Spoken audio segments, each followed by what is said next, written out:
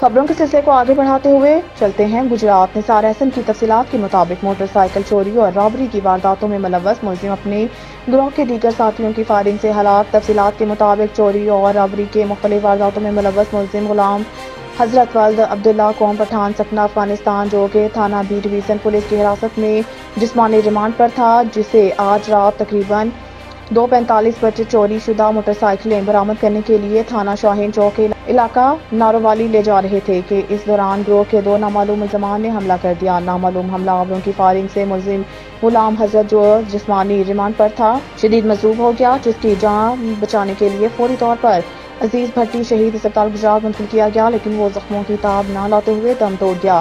دونوں نامعلوم حملہ آور 2 مختلف 125 موٹر سائیکل پیچھے چھوڑ کر اندھیرے کا فائدہ اٹھاتے ہوئے جائے گوا سے فرار ہو گئے، جن کی تلاش جاری ہے۔ مذکورہ موٹر سائیکلوں کو چیک کرنے پر ایک موٹر سائیکل تھانہ بی ڈویژن گجرات کے علاقہ سے چوری، جبکہ دوسری موٹر سائیکل تھانہ کوتوالی ضلع سیالکوٹ سے چوری کی گئی۔ ملزمان کے خلاف مقدمہ درج کر کے مزید تفتیش کا آغاز کر دیا گیا ہے۔ مقتول ملزم غلام حضرت موٹر سائیکل چوری اور رابری کی 16 مختلف وارداتوں میں ملوث تھا۔ بیورو رپورٹ، نثار احسن، گجرات۔